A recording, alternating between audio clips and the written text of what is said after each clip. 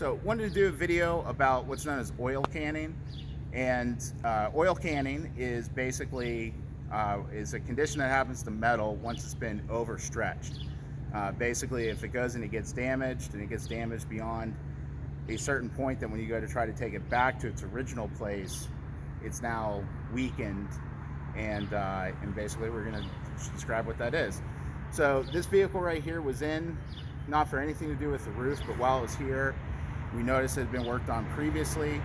And my guess is that it was probably damaged in a hailstorm, because if we look at the hood, there's some real general waviness in it that kind of looks kind of like a roof would look after being repaired from a hailstorm, if it wasn't done all the way. So here's where the big issue is. So you have the general waviness in the roof, but now what's going on is the metal is so weakened.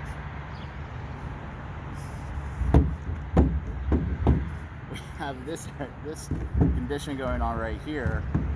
Basically, this is just using the same type of pressure we would use to wipe down a quick detailer or something like that on the top of the roof, and you can see how it just doesn't have any rigidity, and it's just kind of fluttering here. So you know, a couple of things that could cause issues with this. One of them is that if you were to have try to use a repair over something that's oil canned, and you're going to have plastic filler over top of it, you can cause cracking with the plastic filler.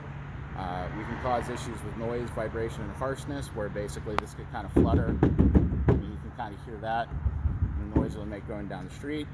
On other panels, it can cause other types of failures, stuff like that. So this is kind of done a little quick. It's not something you're going to see every day, but basically this is one of these things that I wanted to illustrate really fast. Thanks for watching.